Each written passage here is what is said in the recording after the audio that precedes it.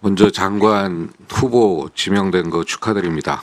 제 질의하기 전에 제가 옆에서 듣다가 하도 답답해서 그 청와대 이전하는데 국민에게 기존의 어떤 청와대를 돌려주겠다. 좋아요. 네? 취지 좋고 대통령 공약이면 지키면 좋죠. 근데 자연스럽지가 않아요. 왜 이렇게 급하게 그 다음 날 거기서 하루도 근무 안 하셨잖아. 그죠? 맞습니다. 왜 그걸 급하게 해요? 근무하다가 국민들에게는 이걸 이전하려고 보니까 한 1년 정도 준비 기간이 필요합니다. 그 다음에 외교부 장관은 들어갈 집도 못 구한 상태였어요. 예? 그 국방부는 난리가 났을 거 아닙니까? 거기 미군도 있고. 이걸 왜 이렇게 급하게 합니까? 계획을 잘 잡아서 한 1년 반이나 2년 뒤쯤에는 이렇게 저렇게 이전할 수 있을 것 같습니다. 이렇게 얘기해도 되잖아요. 근데 왜 단 하루도 그 청와대에는 못 있겠다. 이게 부자연스럽단 말입니다. 그리고 국민에게 청와대를 돌려주겠다. 이거의 실체가 사실은 청와대 본관이에요. 네? 그러면 1차적으로 본관은 국민에게 개방을 하고 이미 문재인 정부 때도 대통령은 이미 비소동에 와 계셨단 말이에요. 얼마든지 지금도 저기 영빈관 다 쓰고 다 쓰잖아요. 꼭 이렇게 부자연스럽게 합니까? 그게 의혹의 출발이에요. 그러다 보니까 예비비 쓰고 뭐 쓰고 욕먹는 거 아니에요. 잘 계획해서 의견도 수렴받고 예산도 잘 잡아서 다른 사람들 재배치 다 하고 그러고 가면 될 거 아닙니까? 그걸 지적하는 거고요. 그러니까 답변이 미흡하고 일천할 수밖에 없어요. 그다음에 그 전화번호도 마찬가지예요. 저 같으면 제가 20년 전에 청와대 근무했거든요. 그때는 명함에 청와대 전화번호 사람 이름 다 있었어요. 그 우리 후보자께서 얘기하는 것처럼 그렇게 보안 사항이 아니에요. 이 정도로 국민적 의혹이 생겼으면 그 전화번호 이미 다 알려졌으니까 누가 사용하는 겁니다. 이렇게 얘기하고 지금이라도 전화번호 바꾸면 되잖아요. 왜 그렇게 답답하게 하세요? 예? 자꾸 그렇게 답답하게 답변을 하시니까 뭔가를 가리는 것 같고 뭔가가 숨기는 것 같고 이런 거 아니에요?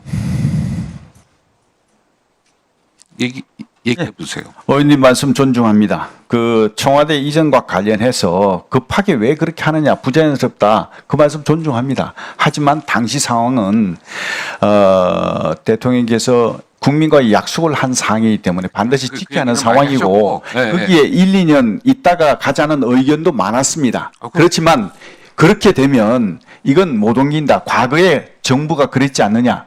그렇게 되면 안주하게 된다. 그래서 국민과의 약속을 못 지킨 과거의 정부의 그런 어떤 사례가 있기 때문에 정부 안 지키고 싶어서 안 지킨 게 아니라 그래서 좀 무리가 가더라도 하자. 이렇게 검토를 이제 해봤더니 겁니다. 검토를 해봤더니 안 하는 게 더 가성비가 높은 거예요. 그래서 그런 거고 개방은 이미 청와대 많이 했어요. 하여튼 네. 그런 부분을 참 저뿐만 아니라 모든 국민이 이해 못할 겁니다. 자, 후보자 경호처장 시절에 예? 네. 과잉 경호 논란이 좀 있었어요. 그죠? 후보자는 과잉 경호가 아니라고 하지만 일반 국민들 입장에서는 그 대상이 공교롭게도 참 이게 좀 국회의원, 그다음에 카이스트 그 대학생 이런 사람들 뭐 신원이 뻔한 사람들이거든요. 거기다가 입을 막고 드러내고 참 이게 보기 안 좋아요. 심지어는 이게 코미디 프로그램으로도 많이 나왔습니다. 이거는 어떻게 보면은 듣기 거부가시겠지만 이미 조롱거리 됐다는 얘기예요. 그러면 대통령 경호를 할 때 대통령의 신변에 위해가 가 있을 때 액션이 들어가는 거 아니겠습니까?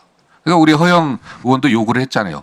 과연 이때 이게 반복됐거든요. 한 번 그런 게 아니라 그러면 그때마다 이 경호처는 대통령의 신변에 위해가 가해질 거라고 판단된 건가? 이게 자칫 윤석열 대통령 입장에서도 내가 만약에 윤석열 대통령이었으면 다 잘라버렸을 것 같아. 경호실.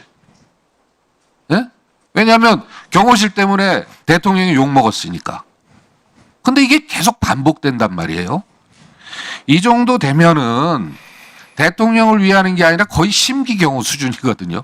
그러니까 허영 의원이 의견 질의한 거에 대해서 답변해 주셔야 될 거예요. 예. 안 그러면은 그게 안 되고, 그 다음에 또 하나 한꺼번에 모아서 한번 답변하세요. 이런 후보자의 이런 심기경호, 이게 좀 오버하는, 제 표현대로 하면 이런 사람이 국방부 장관이 됐을 때, 야, 이거는 너무 오버할 것 같다는, 이게 판단이 잘못될 수도 있지 않을까? 그럼 기존의 역대 정부에서 보면 경호실장들을 왜 국방부 장관으로 안 보냈을까? 이유가 있어. 군사독재 때나 뭐 안기부장 이렇게 보냈지, 문민정부 이후에는 단 한 번도 없어요. 그냥 관리 이런 데는 갔어도, 보훈처장 뭐 이런 데. 그럼 왜 그랬을까? 이거는 대통령 공직이지만 대통령 개인을 경호하는 경호실장을, 국방부 장관은 대통령 개인이 아니라 국민 전체를 경호해야 되는 자리입니다. 이런 사람을 어저께까지 개인을 우리 대통령은 사람에 충성 안 하잖아요. 조직에 충성하지. 이런 사람을 국민 전체를 경호하는 이 롤이 헷갈릴 수도 있단 말이에요. 아니면 우리 처장님 조금 한 1년이라도 쉬셨다가 장관 하시면, 그 1년 사이에 뭔가 좀 바뀔 수도 있고, 원래 군인이셨으니까 그럴 수도 있겠다 하는데, 이것도 부자연스러워요. 하여튼 모든 게 부자연스러워요.